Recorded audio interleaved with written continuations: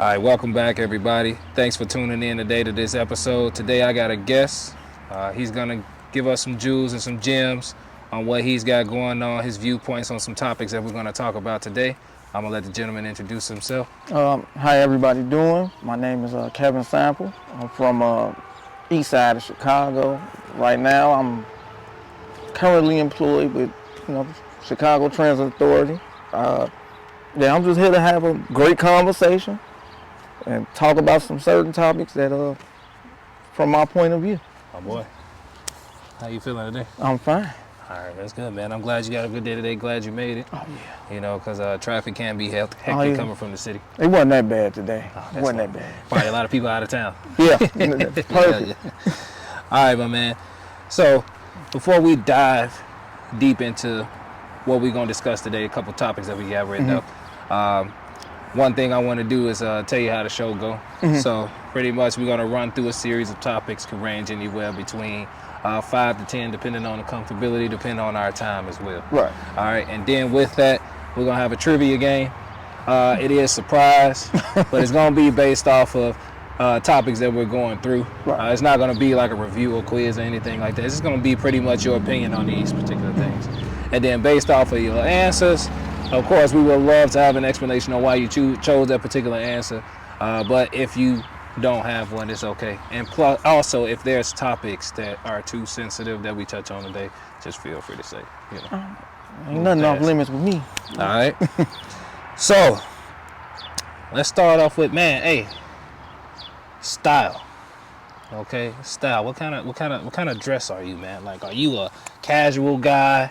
Like button down, button up, slacks, khakis, or like, are you more of a jeans, sneakerhead, white tee, polo, name brand shirt, hat? Looks like you got a hat. Yeah, I'm mostly into jeans.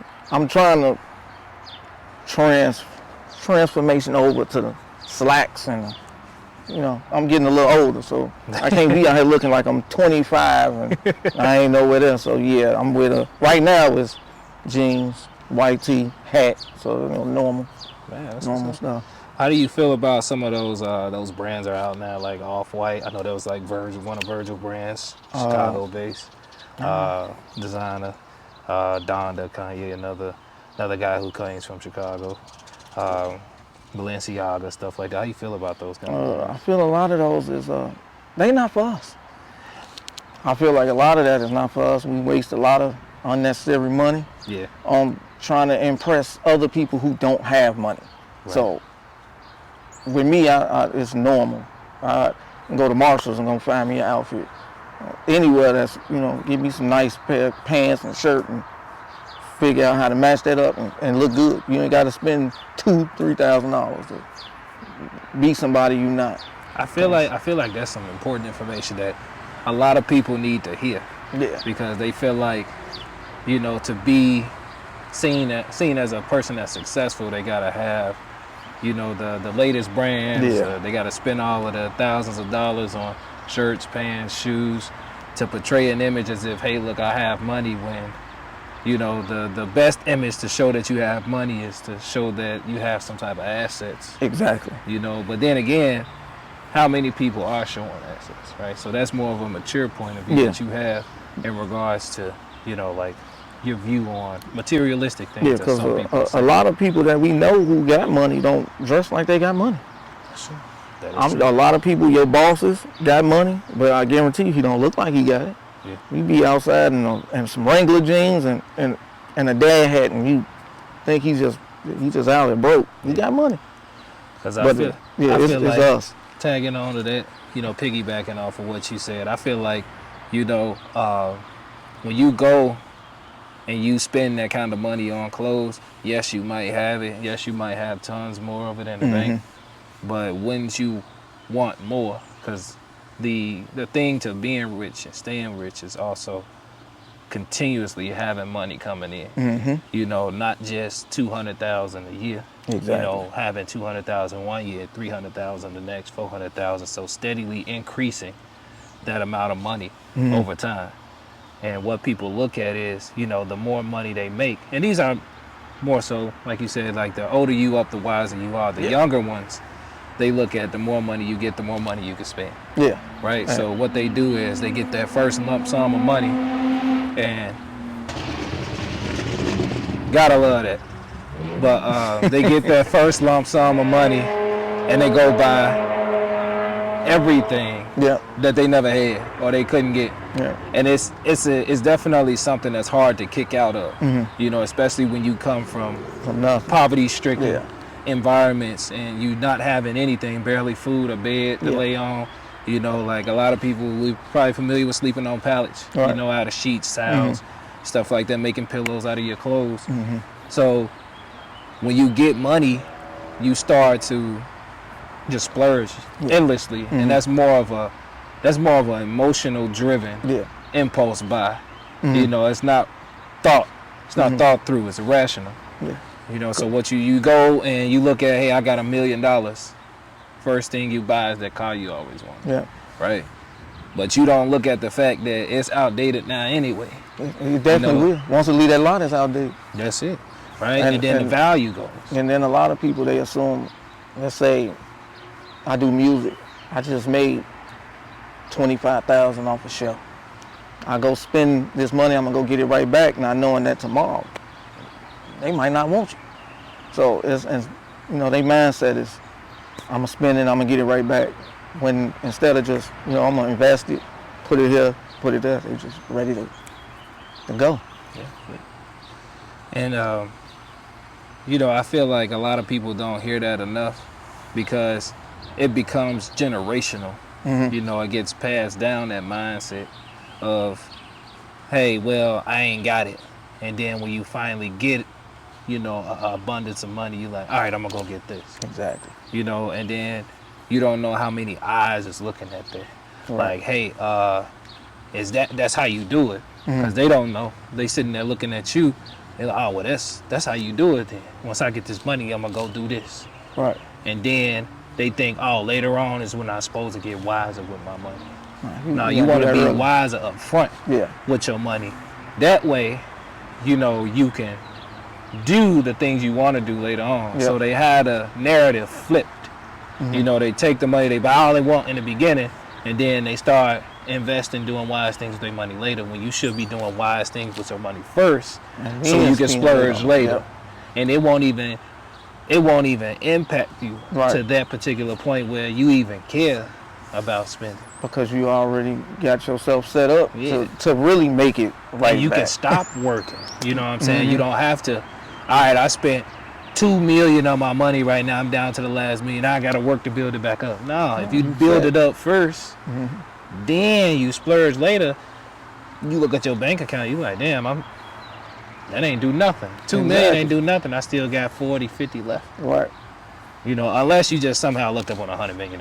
I mean, I'm not saying you can't. I would love to look up on $100 million. Wasn't everybody, right? That's why black people play the lottery, right? All right, so we're gonna move on to the next topic. All right, my man. So let's get into the first topic. Being a biological father versus being a stepfather. How do you separate the parenting, or is it the same? Well, I have 3 children, and then I have a girl who has a child. So how I treat him the same way I treat my own kids. I really don't separate it. Only thing that's different is probably the discipline part. I leave that more towards her, but I still do it in my own way. Without having to yell at them, you know, do all the extra. I let her deal with that. If she got to whoop them or whatever, she do that. But other than that, I treat them just like I treat my own kids. If he want to, like right now, he go to the park with my kids. They all do the boxing thing, the basketball, whatever he's doing. He's just as equal as them. So that's how, I mean, with that part, that's how I look at it. So. And that's a different point of view. You know, coming from the community we come from. You know, like nobody wants to take on extra baggage. Right. You know, then they go through the child's life not knowing how to properly treat them. You know, inadvertently showing favoritism towards, you know, their own, as opposed to the stepchild. Yeah. You know, because I believe our sole goal as fathers being a stepfather is to make that child feel like he has somebody he can go to. He has a father that he can ask questions, you know, who he can look up to, a role model, icon, as some people might say. Kind of like how Ja and T. Morant, you know, they have that bondage together, you know, him being his biological son. But when you look at dads, you want to have that kind of impact, you know, a T. Morant, LeBron James, a Will Smith, Denzel Washington. You want to have that kind of impact, even if your child doesn't follow your footsteps. So on that narrative, flip side of that coin, when it comes to involvement, when you being a stepfather, the biological father comes around, you see that he treats his child like he doesn't care for him. Like, how does that make you feel? That's tough because you want to intervene in that situation, but you can't because you have boundaries. So what you do, you just try to make up for what the father's lacking in. So if you feel like he's not really paying him any attention, pay him some attention. You feel like, okay, well, he need to do more with his son. You know what? He ain't doing it. Let me do it. So I just try to pick up where he leaving off at. He ain't doing it. Let me do it. So that's how I do it without causing chaos, because it don't take too much to cause that. Right. So if he feel like, oh, you trying to be his daddy, no, you still his father. I'm just, you know, I still have to be a role model because, you know, especially if we living in the same household, I have to be a role model to this child. Like, I can't just forget he exists because, oh, that ain't my son or that ain't my daughter. No, it's the same way. Like I said, I would expect the same for somebody who's with my children's mother. You know, just be a role model. You ain't got to do all the extra. Or have a conversation with me if you feel some type of way or you want to do something, we can talk. Like, I'm grown enough to do that. A lot of people not, but I'm grown enough to do that. And I've seen a lot of situations where the stepfather was able to teach the biological father how to be a better father to their child. You know, is that something that you're interested in doing with? Yeah, if that person is open enough and, you know, mature enough to want to listen, then yeah, it's no problem. Like, you know, I don't have problems having conversations and say, hey, you know, I was you, because I'm not going to make it like I was perfect. I was you, and I learned. So, hey, since I learned, I can teach you, because, hey, you could be a better parent just like I became a better parent. So we all ain't perfect. So, you know, yeah. That's what's up, man. Because this is stuff that a lot of people observe that they don't extend their hand on. You know, they see that the biological father isn't in the child's life or trying to be involved, you know, and they're not doing whatever they can to see their child, you know, showing that effort. You know, they just make them and leave. And majority of the time, fathers do that because they feel like there's some friction in their original relationship with the mother. And then too, they're probably just not ready to be fathers. You know, they don't know how to care for children or to extend that care, that love, you know, that time to the child, because a lot of people where, you know, the societies they grow up in, the fathers teach them to just be, you know, tough, strong, don't let stuff bring you down. Obstacles gonna get in the way, you just keep moving forward, and people take that message and misuse it. You know, they look at it like, well, the child is in my way, I need to keep moving forward, so let me get the child out of my way, and so I can keep moving forward and striving, not knowing that you can't just push that child to the side. You know, you have to commend, do something, you know, step up, whether if it's financially, physically, you know, because childs really need fathers mentally. They don't really need you physically. They physically adapt just like anything else in this world. You know, when they do adapt, they pick up on knowledge, but they don't understand it. So that then messes with their psyche. And the parent's job is to help them understand that. Like, physically, you don't have to teach a child how to walk. And this might go for different people, so don't take this to heart. You don't have to teach a child to walk. You don't have to teach him how to talk. You don't have to teach him how to do the pot. You don't have to teach him how to hold a bottle, eat, or drink. Those are physical actions that he's going to pick up on just by watching. Mm-hmm. You know, you extending a hand, helping them with that, yeah, that's going to help them get to it faster. But eventually they pick up on these things and they learn on their own. But what they will never pick up on is how to understand things. Right. So they won't understand why, you know, they bend their knee, they lift their leg to walk. They won't understand why, you know, you have to tilt the bottle a certain way to get the flow of the milk going or get the flow of the beverage going. They won't understand that. Right. But that's where the parent comes in. Mm-hmm. And sometimes, you know, a baby's understanding because they can't listen and interpret it is through action. Right. So they watch it, they see, they mimic you. You tilt the bottle up, guess what he's gonna do? He's gonna hold the bottle there because he's gonna notice that, oh, the flow is better. Right. And then 2-3 days down the line, you won't have to show him that anymore. Do it automatically. Yeah, exactly. Yep. It'll be automatic. You know, so there's a lot of information out here that people just don't pay attention to because they're so engulfed in either the joy or trying to move forward too fast. Right. You know, but that's some good points. Mm-hmm. And before we go to the next one, to piggyback on the point where you said with these fathers, a lot of these men grew up without their father in the household. Yeah. So a lot of them don't know how to be a man. Luckily for me, I didn't have my father in my life. My grandfather was there, and I had a stepfather. But my stepfather focused on his son. He took him to play basketball. And I ended up living with my grandparents. So my grandfather raised me. So it's like I said, you growing up being raised by your mother, she can't teach you to be a man. So a lot of them just don't know how to do certain things. Because when it's time to be a man, how? I wasn't raised by one. I was raised by a woman. I know how to do womanly things. I can't do men things. I wasn't raised that way. So that's another fault. Another reason a lot of these men they don't want to listen.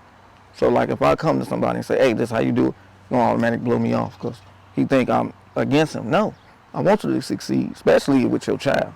Right. So that, like I said, and then with my situation, that's how I am. I want the father he want to be there. Come on, take care of him. I'm here. I'm still here, but that's your child. Right. Raise him. Now, like I said, when the things don't go, you're not able to do something, I got you. And I ain't gonna talk bad about you. So, and that's another situation too that they gotta stop doing this. Talking bad about each other don't work. It don't help the child. No. Yeah, and then definitely because they start to, like, children pick up on what they see. They don't know. They're just exploring life. You know, they don't know what adult life's gonna be like. We have to prep them so when they do see stuff like that, you know, they hold on to it. Yeah. And then it becomes something that they dread down the line. You know, they start using it as, you know, bargaining chips, debatable topics. Like hey, well, you did this, why can't I do this? Right. They do it this way, why can't I do this? You know, and I'm not saying you should be a controlling person or try to make your child viewpoints that you view, you know, because they're individuals just like you. Everybody's gonna grow up and adapt to what they want to adapt to. You know, can we get the caps to the cups, the tops to the cups? Thanks. But I love it. I could talk about father stuff forever because that's one thing that I'm proud of being. Me too. You know, father of 3, and it's just a different viewpoint every day. Something exciting to be excited about. And I kind of have a thing with the word step father or stepchild. To me, it's more like a negative word because it's like you trying to single the child out to be like here on this side. Right. Like these my kids, but that's my stepson. Right. Like no, like it's just my kid. Yeah. Those my kids because you raising them. So them your kids. Whether they can come from, you still raise them. So I don't really use the word stepchild too much. I respect it 100% because I hate that I worded it that way, you know, in the original topic, because when I'm thinking about stuff, I think about how the U.S. separate things into class. Yeah, majority. And that pretty much is like stepchild. Yeah, step, God. You know, stuff like that, and all they're doing is putting something in the class. Yep. Right, and they use that to level out and put people above others. Because I feel like that when you do that, like step over biological, everybody say biological. Here, step is here. Exactly. You know, so I figure they always do that to kind of create some type of ranking. Yeah, and the situation. And that's why I said I just don't use it, because at the end of the day, they're still here. Like, I'm not gonna sit there and go spend $100 on these children and go spend $5 on him. Yeah. Nah, we're gonna keep it here, because at the end of the day, he around my kids is around them. It's all my kids. That's how it is. That's how it should be. Right. So. Yeah, man, I'm hoping that this information gets to somebody. It's gonna get to somebody. That they can understand, like, hey, look, it ain't just words. It's not just what they tell you. Yeah. Understand understand Exactly. the meaning and develop your own perspective from it. Because that's what it comes down to. Yeah. You got to develop the positive, the right perspective, not the negative perspective. But you have to be mature enough to accept certain things too. So you can't just say, "Oh, I'm gonna do it." No, you have to be mature enough, because a lot of people not. They know. Oh yeah. All right. So we gonna move on to the next one. So this should be a good one, right? We got 2 weeks. Father's Day is coming around. What's some expectations, man? I'm gonna be completely honest. I have none. Wow. Because I don't know. I just never felt I should be worshipped for something I'm supposed to do. So I don't expect nothing.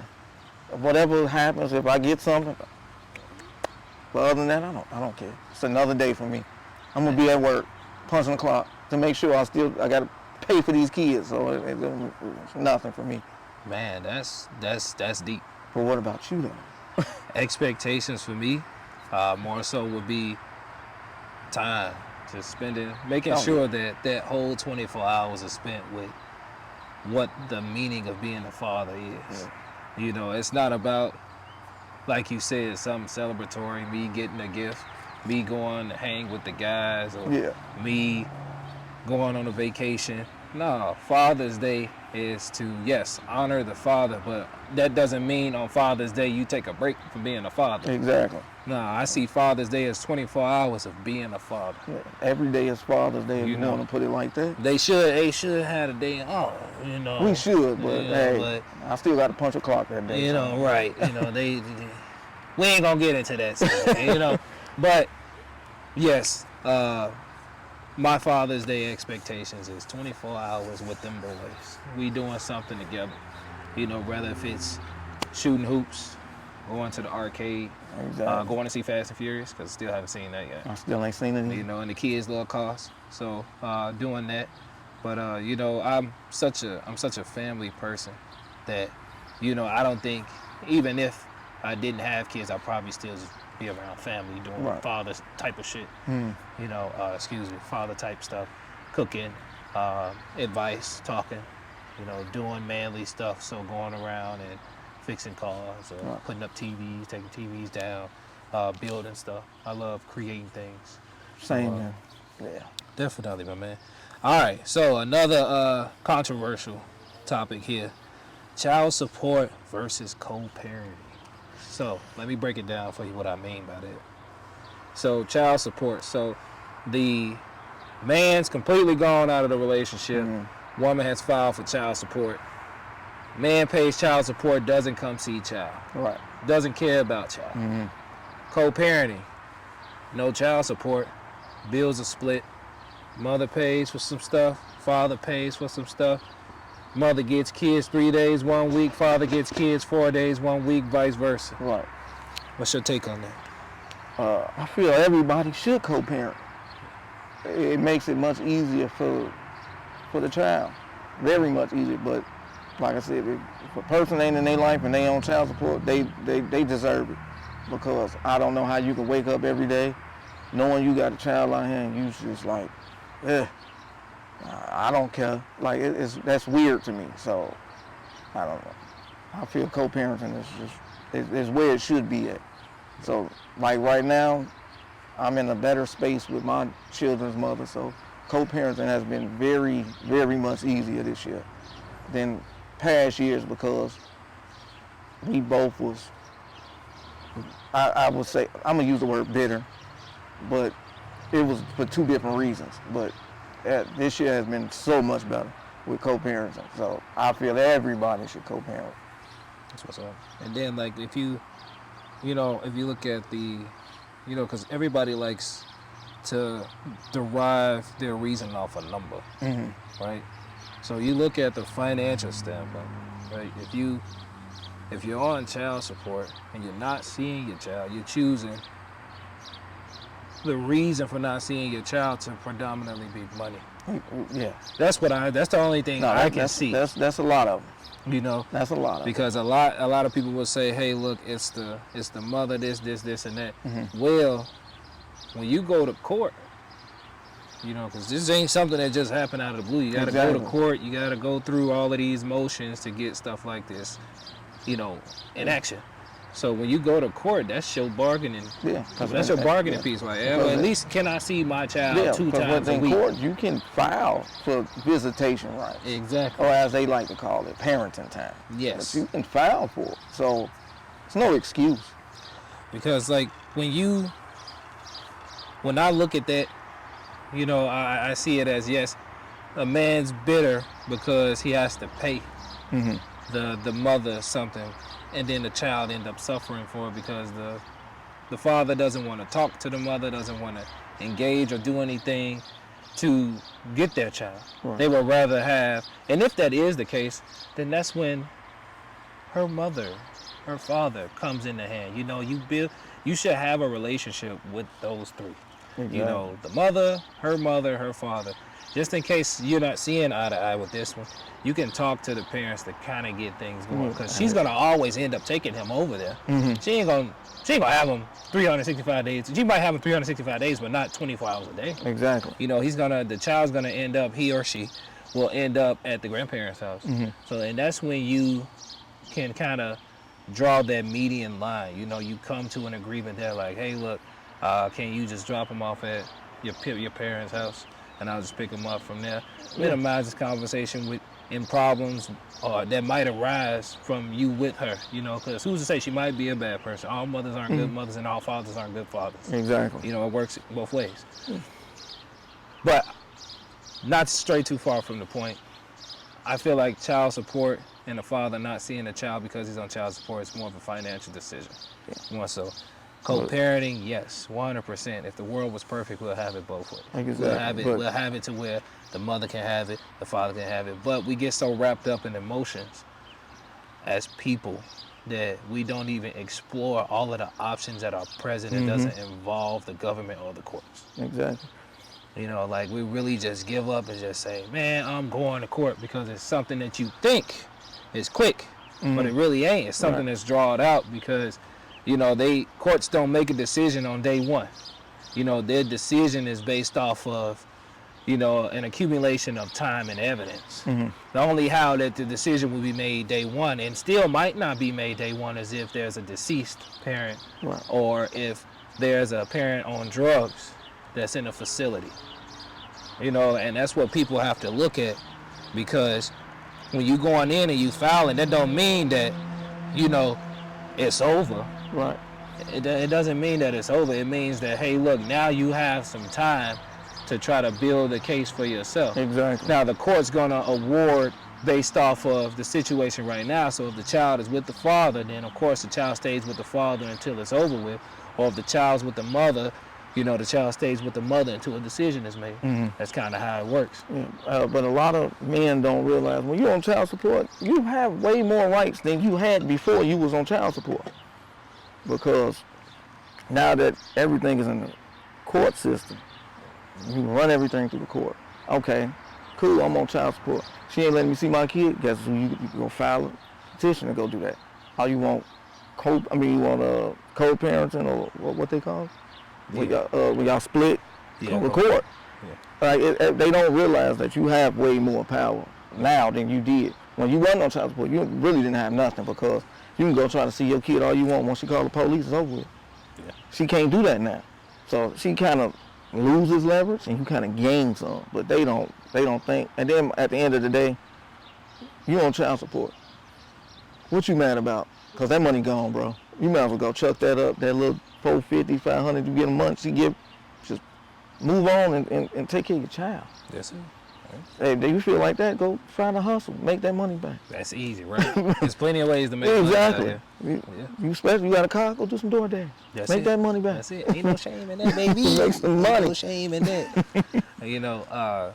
Definitely, man. That's some good topics. Hopefully that again viewers can see and get some information off of that and not feel like they stuck because, like you said, like don't stop fighting. Right. Just because you on child support, she won the motion to get paid $450, $500 a month, and you still ain't seen your child. Don't give up. Keep fighting for that. Like it's gonna take time. But like I said, she really didn't win. She's just on child support. She didn't win. It's like I said, you involve yourself more, you do more. You never know what the outcome may be, so it's never over. Yeah. I pay child support. I ain't tripping. Take it. I know what's coming out my check. So what I do something else. Now I'm making that money that they taking, I put it back in there. So it's like I'm not missing nothing, but my kid's good. See, and that's wisdom comes with that. Young people need to hear that. Yeah. First-time fathers need to hear that. If it's your first child, definitely something to look into. To just be comfortable being uncomfortable, because the world doesn't end just because you're on child support. The world doesn't end just because you don't have your child with you 24/7. It still goes on. Life, believe it or not, does get better. It doesn't get worse. It definitely does. Yep. And for it to get better, you got to go through the bad. So. Yep.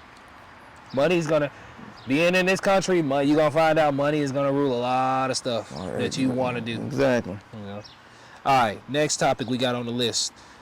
Should be a fun one. I like kind of poking at things, like just to see where you stand, particularly as a person. One thing your spouse done for you that solidified your relationship. You mean like what she's done for me or what she just does in a relationship, period? So to break it down, because I know it seems kind of like a lengthy question.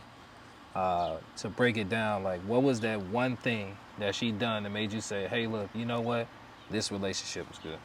I'm going to enjoy being in this relationship. I don't want to look outside. I'm not looking for anybody else. This the one. She let me be me. Like anything I like or anything I want to do, she just let me do it. Like a lot of relationships, they want to change you. They want you to be this person. She wants me to be me and nobody else but me. So when you get somebody that's like that, it's like you accept it. Like I let her be her and let her do whatever she want to do. But like I said, I've been in relationships I wasn't even allowed. They wasn't allowed to breathe. So I'm able to do whatever I want to do without a problem, not a hassle, not a complaint, nothing. So yeah, I like that, and I want to keep it that way. I feel like a lot of relationships, as time grows with each other, that goes away. Yeah. They take that away from you, that you being yourself. Yeah. Because in the beginning, they don't know you. Right. They're like, hey, look, well, let me learn this person. Whether if it's male or female. Mm-hmm. They're like, hey, let me learn this person. So they're open to everything. Whatever you do, whether if you snore in your sleep, you fart in the car, small things like that, Yeah. They're open to it. They look past it. But then once you get to that 4th, 5th, 6th, 7th, 8th year, they're like, all right, well, you need to start doing this way. Right. I don't like when you do this. And they never bring it up in the beginning. So how would you combat a situation like that if that did occur? Yeah, I know I said a lot. No, I mean, I understand the question. I'm just trying to think how I would react to if, let's say, we already 3 years in. Right. Within the 5th year, oh, no, I don't want you to do that no more. I don't know. I think I just look at it and be like, I'm going to continue to do this because I've been doing it for this long. I just don't see the purpose. Right. So, I don't know. I don't know how it would have to happen for me to see what my Yeah, and reaction sometimes you would got to be. be in Yeah. real time. To Yeah, have an so actual just to answer. think about it, like my mind can tell me like I ain't changing. Right. But if it's detrimental to the relationship, then yeah, I would have to say, yeah, okay, Kevin, look at yourself. Yo, you got to cut that out. So, yeah, that's the only thing I would have to do. If it's ruining the relationship, then yeah, I would change because clearly she's, you know, She's hey, bothered by it. look, you fix this, we work better. Then yeah, but if it's just something simple, like something crazy, then no, still do me. I feel you on that. and like I was mentioning, sometimes it gotta happen in real time. Yeah, a lot of things gotta happen in real time. To figure it out. Yeah. And that's life with everything, though, we Yeah. can say, right? Like, we can sit here and we can try to prevent a bunch of stuff from going on. But that doesn't mean that, one, it's going to happen, or two, we're going to be able to stop it. So Exactly. the best thing you can do is just wise up until the situation occurs. Yeah, because make sure that you have enough. You see a lot of people information that be like, oh, that could never be me. You don't know what that'd be if that was you in that situation. Exactly. So you could say that I could say that all day. Right. Because we looking at it from somebody else's point of view, like, but we don't know what's going through their mind at that moment. Right. So, like, yeah, I can only answer questions. Like, certain things like that, it has to happen. Then I can give a direct answer. I feel Then I can come back and watch this and be like, oh, yeah. This the answer I can go give them now. All right. So this next topic we touched on a little bit, child discipline, obviously, but we were kind of dabbling between the two roles of, you know, the classified way of how U.S. classifies father, stepfather, biological father. Now let's just say that, hey, kid's been acting out, you know, and he's at school, he's literally clowning, teacher takes laptop from him. He starts throwing a tantrum, knocks all the papers on the ground, goes in the closet, starts pulling stuff off the shelf. How do we fix that? I feel with certain things like that, it's a conversation that needs to be had because something's going on. Yeah. What's wrong? You know, some kids, they don't want to talk. They have a lot of issues and they don't want to speak on it. Like, okay, with this situation, I have a 14-year-old. Yeah. So, you know, he been having his little issues at school or whatever. He came to me, he sent me a message, oh, I'm depressed, I don't know what's wrong. I just need to, you know, I just don't know what's going on. Me and his mother had a conversation with him because his actions is based off of how he's feeling at that moment. He don't want to be talked to, so when the teacher talks to him, he want to yell at him. But so we had a conversation, we talked about it. Everything don't need belt. They don't need whoopings, they don't need to be yelled at. It's just, a simple conversation can go a long way. Yeah. Because once you get to understanding your child, then you know how to move with that child. Because my 8-year-old ain't like my 14-year-old. That boy is kind of crazy. So I have to treat him as that way. Like, yo, what's wrong with you? Like, why are you doing this today? Oh, somebody bothering me. You ain't have to do all that. Like, you know, and then my daughter is, I don't have no issues with her right now. But, you know, she just quiet and keep to herself. So that's how I just feel like certain situations. Just have a conversation. So Don't beat them. Don't beat your kids. That's a good point. That's a good point. So you feel like it's not a one size fits all thing. It's Yeah. Each child deserves different ways of being disciplined, whether if it's because you have verbal, you have one child that can react to a whooping. This child can't. So you have to do this child differently than you would do that one. So like I said, my middle child, he reacts to a whooping. My oldest don't. So I have to discipline him in different ways. Yeah. So yeah, you can't. Every child is not the same. It's like you got 3 kids, but you can't treat them all the same. Exactly. And then to his point, we're not condoning any physical harm or anything. None whatsoever. Or anything like that. No children was harmed before or even after this particular interview. Okay. That's all I right. know though. Another fun one. How far do you think love can carry a relationship?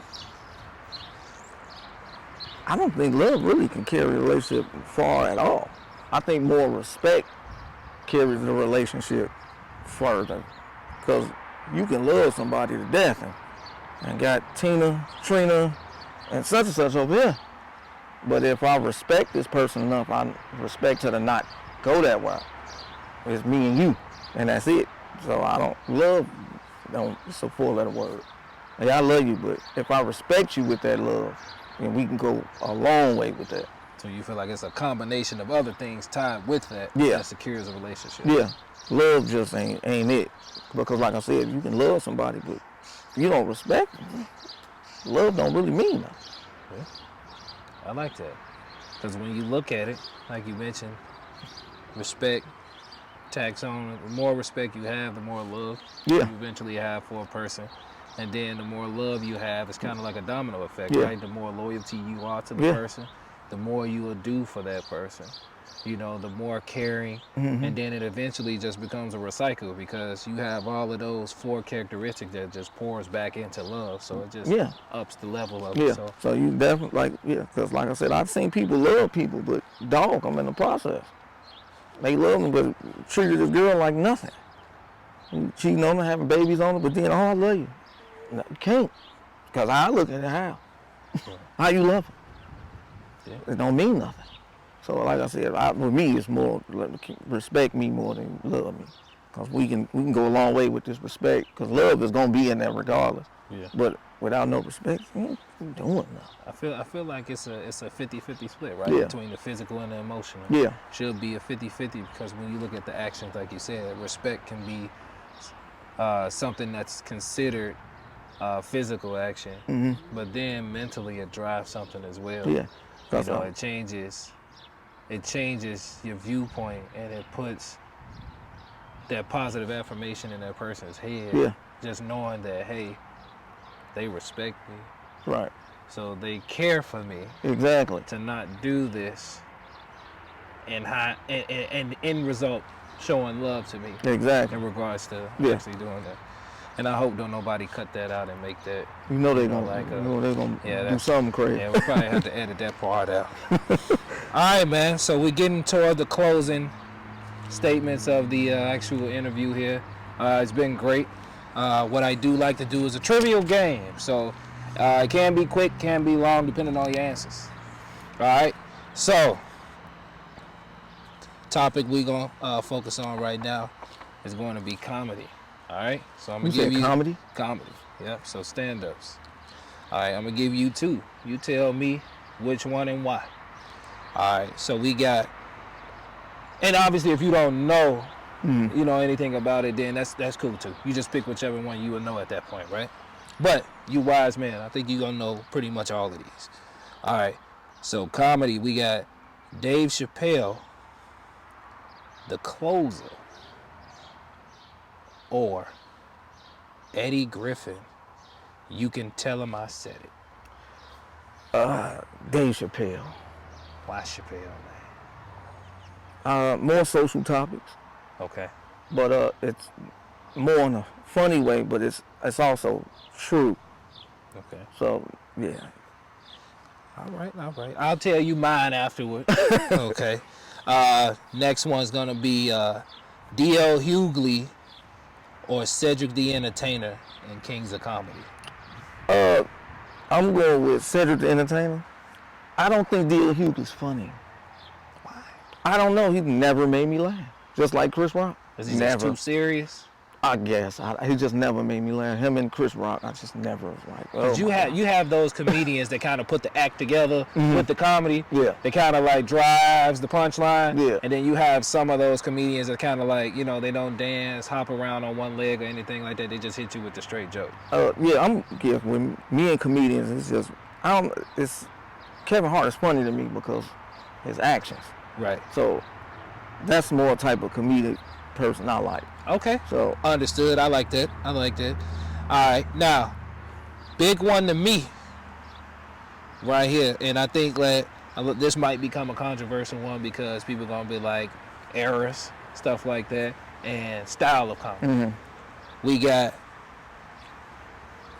Bernie Mac, Chicago's own, R.I.P. Bernie, Kings of Comedy set versus Eddie Murphy Delirious. Oh man, he would do that one. But I'm gonna go with Bernie Mac. Okay. That was iconic. Yeah. I just put it like that. One of one, definitely. Yeah, people still quoting stuff from that to this day. When it come on, you still glued to the TV. Yeah. So, yeah. Still chuckling, saying. Yeah, it's like you've seen them jokes 40 million times and it's still funny. It's like it's even funnier. I feel like they both are two authentic comedians. I mean, Eddie Murphy more of an actor now, but still solely comedian. Oh. You know, I think that they're definitely top. Yeah, you know, and that's not taking away, and that's definitely not taken away from Eddie Murphy at all. But it's just that Bernie Mac one is just like, if that come on right now, you gonna put that on. Let me watch that one. Because I know I'm finna laugh. I feel like because it's just bringing more joy to me too. Because comedy brings joy, right? I feel like when I even think about them two, you know, I think of their face expressions. Exactly. You know, so when you see them, they kind of hit you with that expression, and you just start laughing. Yeah. You know, like you can't help it, and not a lot of comedians have that. Exactly. You know, and that's why I wanted to put them charisma together. Yeah. It's different. All right. Now we gonna go a little more current. All right. So we got Deon Cole, Charlene's boy, or Marlon, God Loves Me. Both of those was funny. But Deon Cole. Yes. I was gonna say Deon Cole. It was. Yeah, I laughed much harder with that one. I feel like, you know, I feel like he's a combination of that. He has that Chicago with him, definitely. You know, and I think that's something that you see in D-Ray, that you see in Bernie, you know, that kind of just, that stand there, look at you kind of humor, where you just start laughing. He act like us. And then, yes, you can relate. It's relatable. Yeah. You know. Marlon, definitely funny guy, man. I sit here and I watch all of his movies over and over and over, you know, and needless to say it, set in stone, written legend, just because, you know. That whole family. Yes. Set in stone. His history, knowing that iconic Biggie and Tupac photo, how he's sitting down in the back. You know, like, yes, he's forever cemented and being one of the greatest. Oh, yeah. You know, and right now I just think whatever he's doing is just extracurricular. You know, it just adds on top of his greatness. Yeah. So I don't want to take nothing away from him, but, you know, yes, when it comes down to it, Marlon has a lot of energy. Deon Cole really don't have all of that move around, jump on stage, sweat technique thing. He just kind of like, hey, look, this joke finna kill you and make you want to do all of that. Yeah, but the Marlon one was definitely funny because it all connected. Yes. And that's what made that one special too, because you really don't see people take stories and connect it. Yeah. And the whole time it's a joke. Yeah. Like that's rare, but Deon Cole was funny. Yes, that dude is hilarious, man. I can watch both of their comedy stand-ups. I can watch over and over, regardless. Oh yeah. All right, so just a couple points I took on it. I had Eddie Griffin over the closer. Not by much at all. Dave Chappelle, love him. You know, I love him. He's, again, #1, greatest, you know, cemented, top tier, Mount Rushmore, all that. Primarily, I chose... Now, if you'd have said any other Eddie Griffin stand-up other than this one, then I probably would have said Chappelle. But I felt like this one here was Eddie Griffin's best one because he made you laugh about serious stuff. Right. And he touched on the current events. Like, when you look at the date this one came out, we're talking early 2000s, you know? And he had this mindset. He had that Chappelle mindset early 2000s. Right. You know, even though Chappelle was out early 2000s too, you know, doing his thing. Killing Them Softly, that's another one. That was the one that cemented him. No, that's a classic. That's why I didn't throw that one in there. Because if I'd have threw that one in there, then it would have been like, I don't think nothing tops that. Yeah, that's a you classic. know, you have to dig into the crates. Go Richard Pryor, you know, go Red Fox. You have to dig back and pull them out to try to compare to Killing Them Softly. But against the closer, I got that Eddie Griffin one, man, because I feel like we laughed so much watching that stand-up that we didn't even pick all of the stuff that he was saying and all of the jewels and knowledge he was giving away.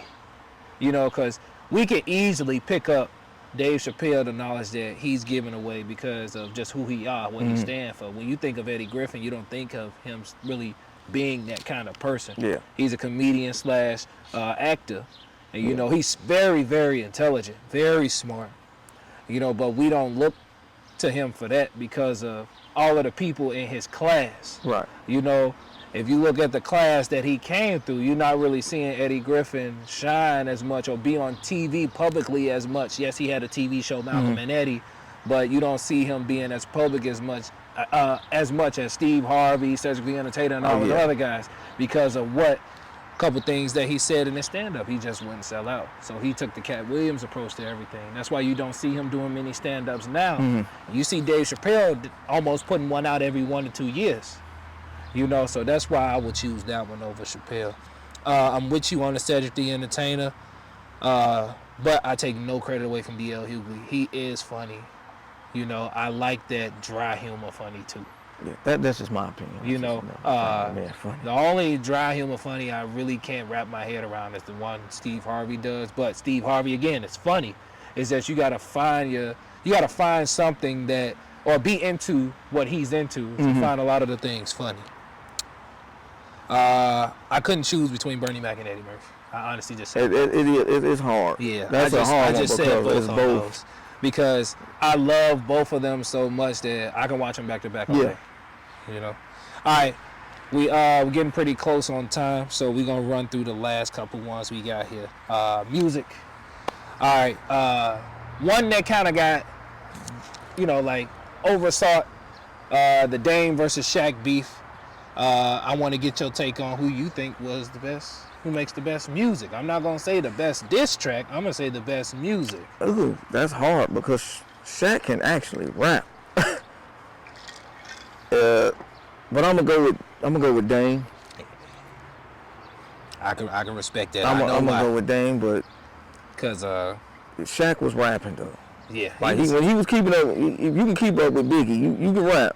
Oh yeah, definitely. You can rap. Definitely. But I'm gonna just go with Dame because Dame is more. He doing what he doing with I guess less album sales, the way they selling music out here.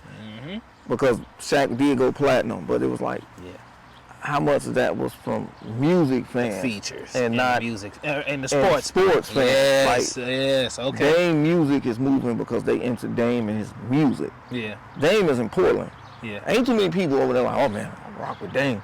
Yeah, but so if his music is moving, it's because they listening to the music. And you look at where they stand for as popularity too. Yeah. You know, Shaq back then was really popular. Shaq was that man. I would say if we had to size them both up against each other, we'll just say same time frames, I think Shaq still has more popularity than Dame.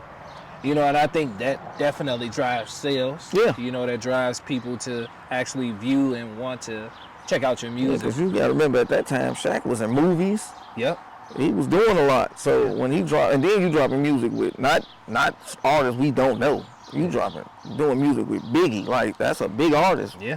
As a basketball player. So yeah. Not to take anything away from Dame, I think if opportunities were there, I think he'll probably fall along the same category because he can really rap. Yeah. Both of them can. He really put bars together, and he's metaphorically sound. Like the songs that I've heard by him, it's like, man, you know, you've had this talent the whole time that was hitting, you know, because you was focusing on the game of basketball. Yeah. And it's like now you're giving us that, you know, the jewels, and you're giving us that other side of you, that other talent that you had. And I freaking like his music. You know, I download him. Yeah. I listen to it. You know, definitely would like to see him work with some of them high-end producers. Oh, you know, high-end beat makers, and just to see what he can do, because I feel like he can rap. He just needs the right layout. I think we gonna see that Dame once he say I'm done with basketball. Okay. Because I think that's when he gonna be able to focus more into just music. Because I think to be honest, the music he putting out, I think he only doing it in 3 or 4 months. That's he don't have time. Where's his time? Because if he ain't playing basketball, was he in the studio? And I know he spends time with his kids. Yeah. So I really feel like the majority of the music putting out is probably only done in 3 to 4 months. So imagine if you get him a half a year to a year to drop a project. You probably gonna have the best album by a rapper ever. I mean, by a basketball player. I'm sorry. Gotcha. All right, big controversial one. Album just came out Friday. Young Boy, Durk. I'm going with Durk. And the crazy part is I'm only going with Durk because of one song. And that's the song he did with J. Cole. But that album, like that. From what I heard from the album, it's not bad, but it's better than Young Boy. Oh. I don't know what that man's saying. I ain't gonna lie to you. Hey, you would think you gotta mature. Like, the more albums, it's not about putting out music in abundance. And it's about putting out music that shows maturity. And I think that Durk has done that. Yeah, because the NBA YoungBoys drop an album like every 2 weeks, and it's like it's the same. Yeah, it's kind of like, nah, man.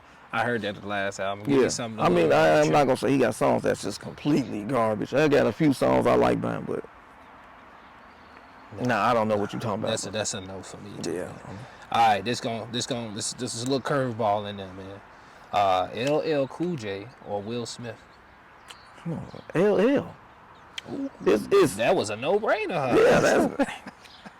Man, I can go. Man, we gonna pull some '80s LL out, and then we gonna listen to some early '90s Will Smith. LL by a long shot. No contest. Didn't even have to put down LL all day. Will Smith. We got Summertime and Get Jiggy with it, but we got Mama Said Knock You Out. Like we got classics, but LL. That 1, 2, 3, 4, 5, 6, 7. We got a lot. Come on, that's it. It's kind of. It's like every song LL kind of put out that hit the radio. It's classic. Yeah, that's definitely. I can definitely say that is true. Like I don't listen to much of either, but the songs that I do listen to from both artists, actors, is definitely something impactful during that time frame. Yeah. Now. Does it get spins now? It probably does. Oh no, LL definitely does. Yeah. You ain't gonna go to the club. You ain't gonna go to the club and get jiggy with it. Like you're not gonna hear that. Or Men in Black. You're not gonna hear that in the club. That might be true. Now you go. Yeah, movie theater. But you go to the club now. You gonna hear some LL. Yeah. Especially if it's ladies in there. You gonna definitely. And that's where I was going with the topic, right? Them both being transition rap artists to movie stars. Oh well, we know who the bigger movie star is. That's a hands down. That's the GOAT. right. We talking about right up under Denzel. We talking about Mount Rushmore. Yeah. To me, regardless of all of the drama that stemmed from him and his family and all of that, that don't take nothing away from him. Exactly. But then, like, we can play another side with it on commercial success, because you think about that. Like you just said, Will Smith. We just agreed that Will Smith got movies with songs in it. So those movies get views, those songs get played every time that movie gets spun. And then, stadiums and stuff pick up on that music. And gyms and stuff like that pick up on that music because it's relatable. It's something that's easy on the ear that people can get jiggy with. And now that you mentioned all that, yeah. Will Smith. So, but that's a different perspective. You look at the impact of LL Cool J, what his lyrics did to spark future rappers. Right. And then we look at what Will Smith did with music. Coming from movies. Yes, to make it success. Because we look at the Fast and the Furious, right? Now they got a soundtrack for that. They got music on there. Who sparked that? Who made that a fad? Who made that a thing? Or who took it to the next level? Let's not even say who made it. Who took it to the next level? One of the people we can call a golden actor. Yeah. Will Smith. Yeah, Will Smith. Right? All right, last one on music. You kind of gave me a little bit touch on this when you mentioned about LL. So let's solidify it. Old school rap or this new hip hop? I don't know, old school. I'm old, so yeah. I'm with you. Go old school gangster rap. Man, outbeats everything. Yeah, I'm still in the year 2001 to 2003 right now in my car. So you get in the car with me. I can go further, but early 90s. I can go to the 80s, but oh no, I ain't going that far. That's before me. It's before me, but I can still vibe with it. But yeah, you get in the car with me, you definitely listen to Dipset, some G Unit. Like this new rap it's all the same. It's alright, It's cool. You have a few. You got the Kendricks, the J. Cole's, Drake's. It's hard for me, and it's hard for me to put an ear to every single album of Kendrick, but I can do it for J. Cole. I feel like J. Cole's more relatable to me in regards to, him going to college, having something to rap about in college, because I can honestly say that Forest Hill Drive got me through college. Oh, yeah. That was like, to me, during that year, that was #1 album. I don't even remember what else was released during that year, because I played that album every single day all year. And you make me sound old for real, because that was one of my favorite albums by J. Cole too, though. But I wasn't in college. I was past college already. Oh, see. Yeah. It happens. Yeah. But I probably shouldn't have been in college. I probably should have graduated by then. Yeah, but with Kendrick, you got to be more of with some of his albums, you got to be more in the Black Power movement at that time. I think that, and you got to be more invested into what's going on politically out in the world. Yeah. To listen to his music. And I can honestly sit here and say that I'm not there yet. Yeah. But I will be, and I probably have to go back and listen to all of Kendrick's old stuff to gain an appreciation. To be honest, there's really maybe one album you might have to be in that mindset, and that's the Pimp a Butterfly. Like that. Okay. That was that real Black Power movement album for him. Okay. But like Damn and the last album he just dropped, you can probably get in there and get a good ear on it, because the last album you was here with the pandemic and COVID, so you'll get it, you'll understand it. Then the album before that, he's speaking on his father, meeting the person who owned the record label. So that's the story about his father. Yeah. Now, like I said, Pimp a Butterfly is the one that you gotta be like, all right, I gotta sit here and really listen to this, because I understand what he's talking about. Because it hit me. I didn't listen to that album probably till like 2 years after it came out. Because when it first dropped, I'm like, I don't want to hear that. But that proves the statement right? Timeless music. Yeah. Like, if you could still listen to it a few years down the line and still get that same impact, and get back, because we deviate from the mindset, along the way, and then it's about, can you straighten up and get put back into the mindset? Right. And that's what a lot of music do. Mm-hmm. If you're not hearing it every day, then it's gonna be kind of hard to stick with the mindset. Right. All right, my man. We're gonna speed through this one. We're gonna talk about cars. Ain't really much explanation to go with these, but we're gonna start with Porsche or Jaguar. Jaguar. Okay. Lamborghini or Ferrari? I would say Ferrari. All right. Muscle car or exotic? Muscle. All right. The most controversial one, Chevy or Ford? You say Chevy or who? Ford. Oh, Lord. We got both. I would have to say Chevy. They got my favorite car, so. Okay. What's that? The 96 Impala. Hey, I love it. With Chevy. I love it. All right, last one. Obviously, we got something in these cups, right? We ain't drink them yet. Drink of choice, cognac or vodka? Oh, it's cognac. Cognac, easy. Anything dark. Anything dark, match the skin tone. I feel that. It don't match mine. I can't. But I can't do. I don't know. It's just something about light liquors. It's cool, but it don't work for me. I got you, man. All right, man. Any closing statements you want to give to the public?